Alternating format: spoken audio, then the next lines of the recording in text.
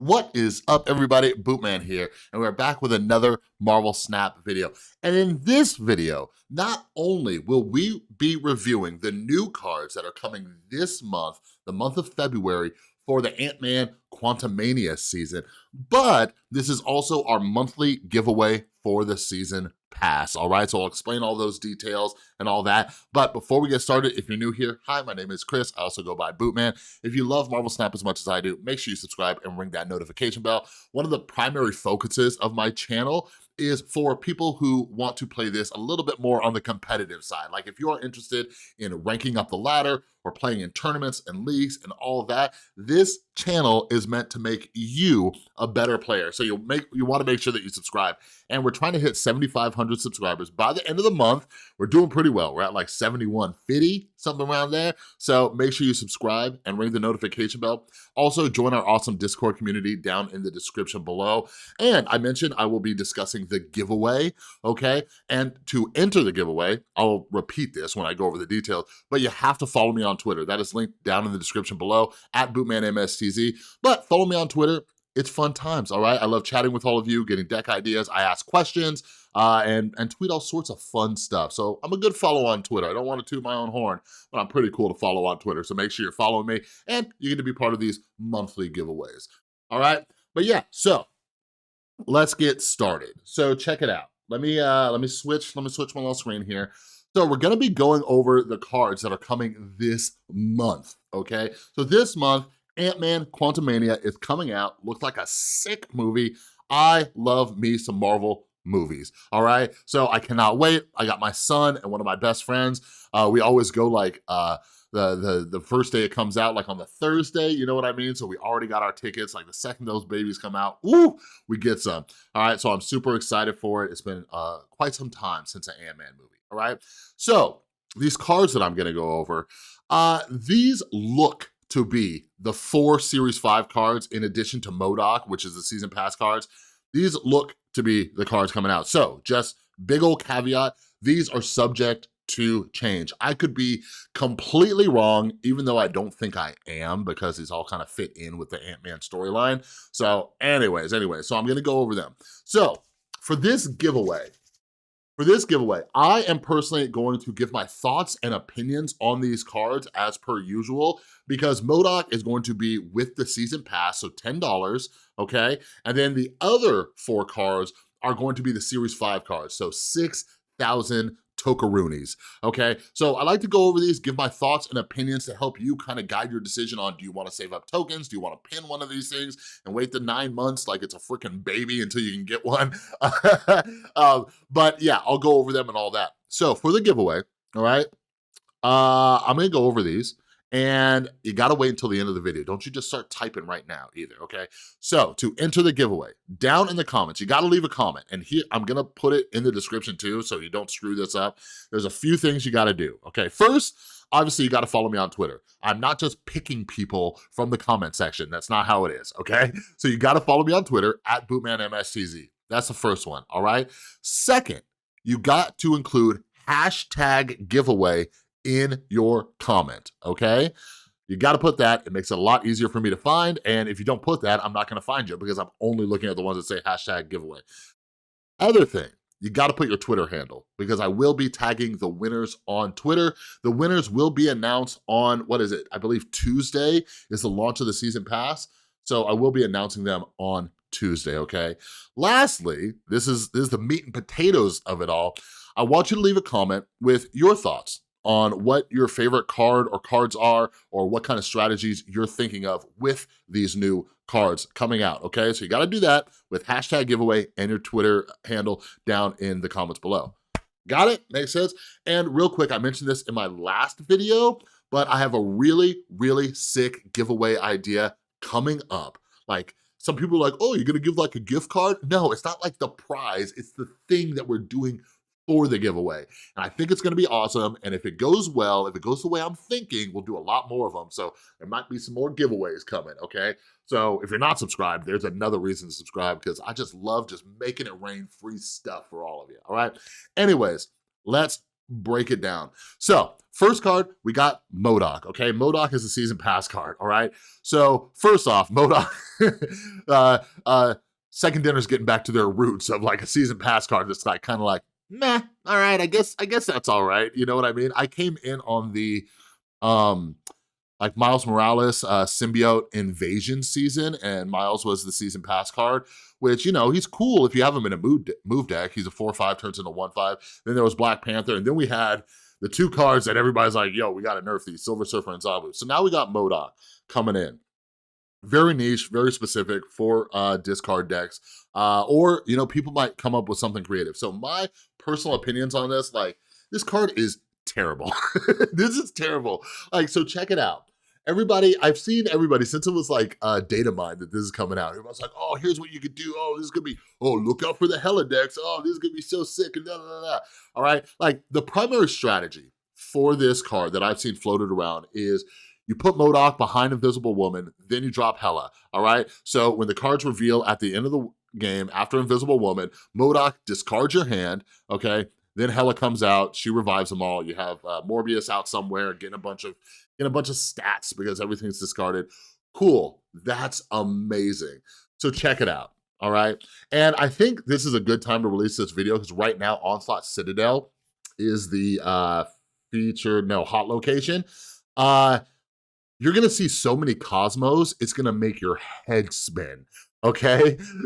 People are just gonna drop Cosmo. Personally, I'm gonna wait until the very end of the game. I'm gonna lure you in with a false sense of security. I'm gonna let you snap me on like turn 4, turn 5. Hell, you maybe even snap me on turn 1. I'm gonna let you feel nice and safe and cozy, like everything's going your way.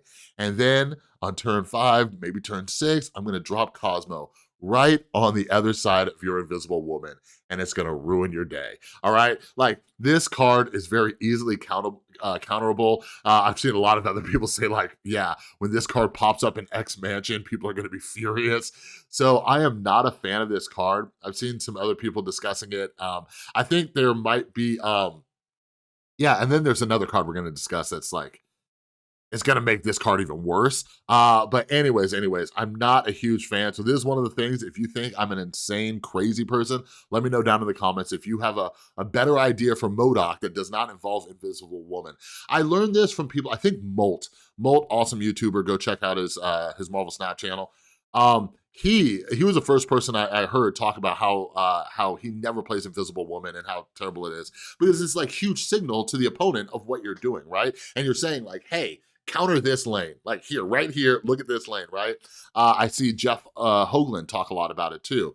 And like one of the things that Jeff said was, and he made a good point, is like, you're creating this like kind of like false idea that like a discard deck, like you're gonna be able to control it with this Invisible Woman, but that's not the case. First off, discard decks are random as heck. That's why I've not been a fan. And when I talk to you guys about being mindful of watching YouTubers and how they hype up cards. Like one of my first token shop regrets was buying Hella. I had Hella without Ghost Rider and it was a hot mess. And it's really shifted my opinions on discard decks. So yeah, I don't think MODOK's gonna be good. Let me know down in the comments if that's the card you wanna discuss, or you can discuss all the cards, do whatever you want. It's your comment. But yeah, not a fan of MODOK. I can't wait for people to try to make MODOK work and for me to just like laugh. Like right now specifically, I just altered one of my decks actually two decks to include Cosmo. And yeah, so like a lot of us we're coming off the heels of using Cosmo in our deck. So, all right, anyways, next card, Kang. Kang the Conqueror. And I think I mentioned this in another video, I'll mention it again now. There's an awesome channel called Comics Explained. Like I'm super into Marvel, I've been into Marvel since I was a kid, but never really the comics. Like I used to watch the old X-Men cartoon, I've seen all the MCU movies, and just like Spider-Man's been my jam like my entire life. But anyways, Comics Explained, he goes through everything, and there's like a 3 or 4 hour video on Kang. So I know all there is to know about Kang in the actual comics now. So anyways, check out Comics Explained, great channel if you want to learn more about like Marvel lore. Really interesting stuff, I love it. Anyways, Kang's coming out. So Kang is a 5/0. Look at what your opponent did, then restart the turn without Kang. So like Kang, I don't think I would spend 6,000 tokens on him, but like, yo, if I got him in a reserve or something, like, you best believe I'd be using Kang. Like, I don't think he'll be a competitive card, like, for now, until somebody like finds a really good way to use Kang. Like, I think I was more excited about Kang when prior to the leader nerf. You know what I mean?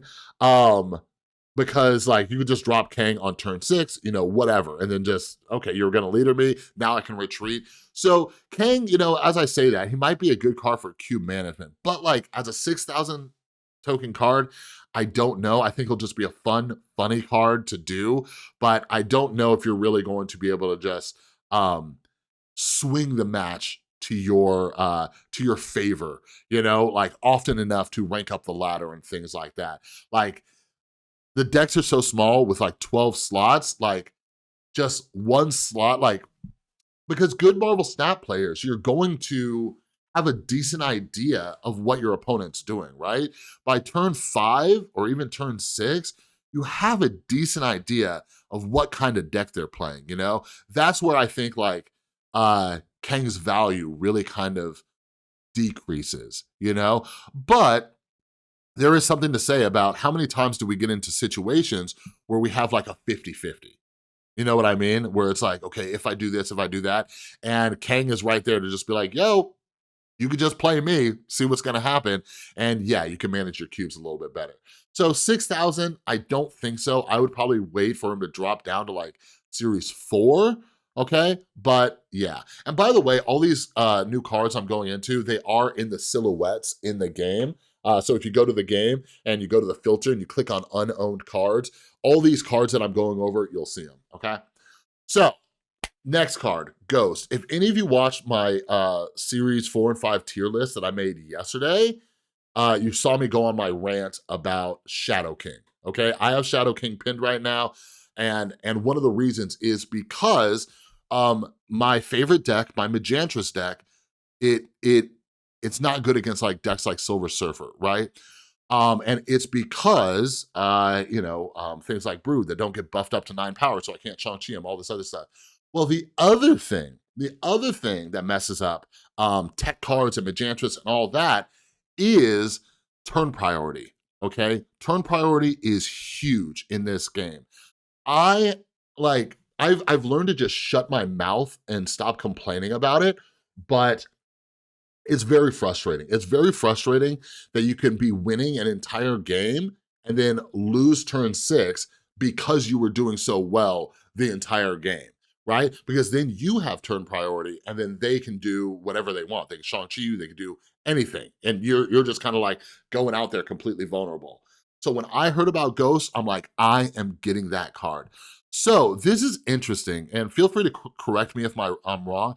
I could have sworn Ghost was a 2 cost, but maybe she's a 1 cost. So Ghost, she was in the second Ant-Man movie, Ant-Man and Wasp, and it's your cards are always revealed last.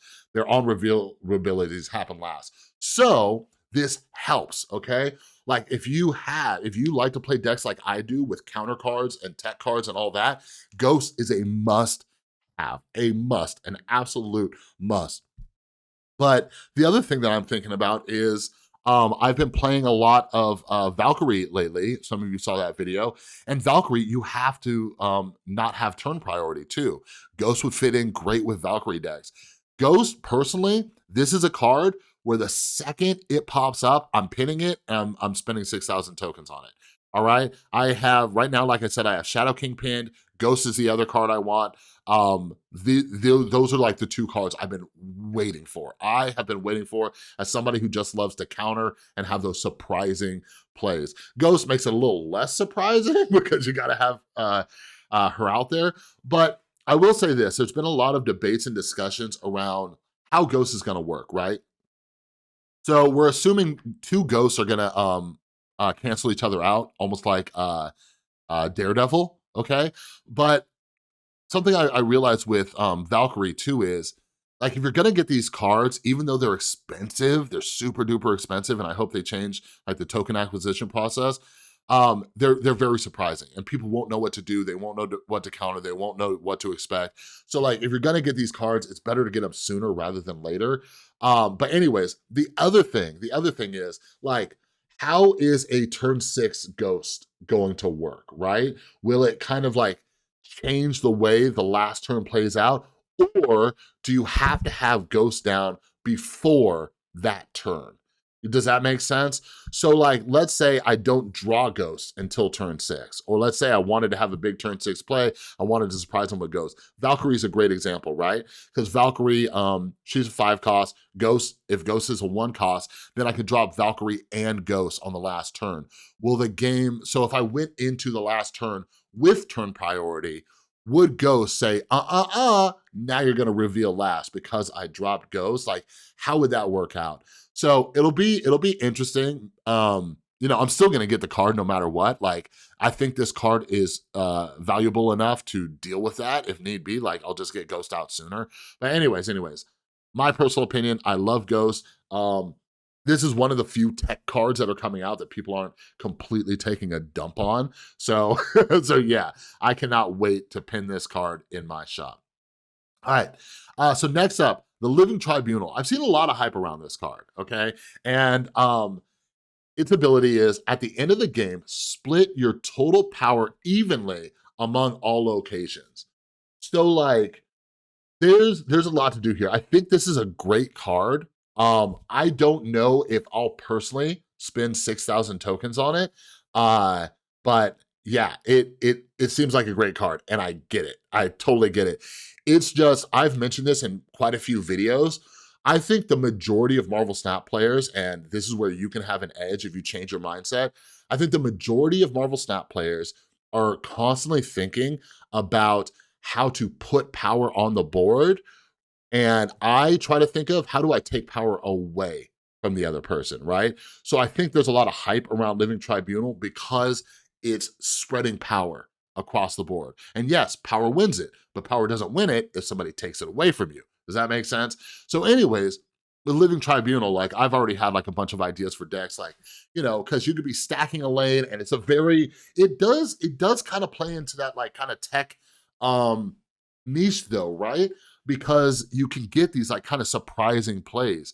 Something I do, especially when there are missions and challenges, like for example, win a location with 4 cards, right? And I'm like, okay, and I will just, since I'm infinite, I will just completely blow a game. I'll just, like last night, I actually had this happen. I just stacked the lane. It was New York, right, where you can move cards there. I just took all my powerful cards and just shoved them there, right? Well, if you had a Living Tribunal, you could do that, make your opponent think that you're insane, right? And then just drop them. But yeah, think about that. You can drop a Cosmo on a lane and then just go nuts stacking power there, right? Like, think about the powerful 4 costs. Like, you have a Darkhawk, and then this is just me going off the top of my head, right? You have like a Darkhawk, and then you have like a Red Skull, Think about if you ramped up too, you know what I'm saying? You could put a lot of power on one lane, and then boom, Living Tribunal, spread it out. This is just one thing that I'm thinking of. I'm sure there's people smarter at deck building than I am that have better ideas, but I see this card being very valuable. Shuri is going to play great with Living Tribunal as well. You buff something up like crazy, you know what I mean? So I think Living Tribunal will be great. I'm personally not gonna spend 6,000 tokens on it, but if you did, like, I ain't mad at you. Like, I think this will be a great card. I've heard a lot of hype around Living Tribunal. Last up, we have Stature. So Stature, that's actually Ant-Man's daughter. Isn't that cool? So anyway, Stature, costs 1 if your opponent discarded a deck from their hand this game. Remember I was talking about how whack MODOK is gonna be, and how there's gonna be a card that like is great for everybody that's gonna be playing MODOK? Stature, all right? So Stature, in my opinion, like, first off, I'm not paying 6,000 tokens for this. There are plenty of people who are going to be playing discards until Zabukula, right? And I think even after Zabu gets changed, people are still gonna play that deck, even though I'm not a fan. Stature could be a decent card. I'm not gonna spend 6,000 tokens on it. But even even like if people don't discard, have a discard deck and everything like that, you do have Moon Knight, right? Moon Knight discards a card from your hand and your opponent's hand. Now, the issue is Moon Knight doesn't say which card it's discarding from you or your opponent's hand, okay? But then there's also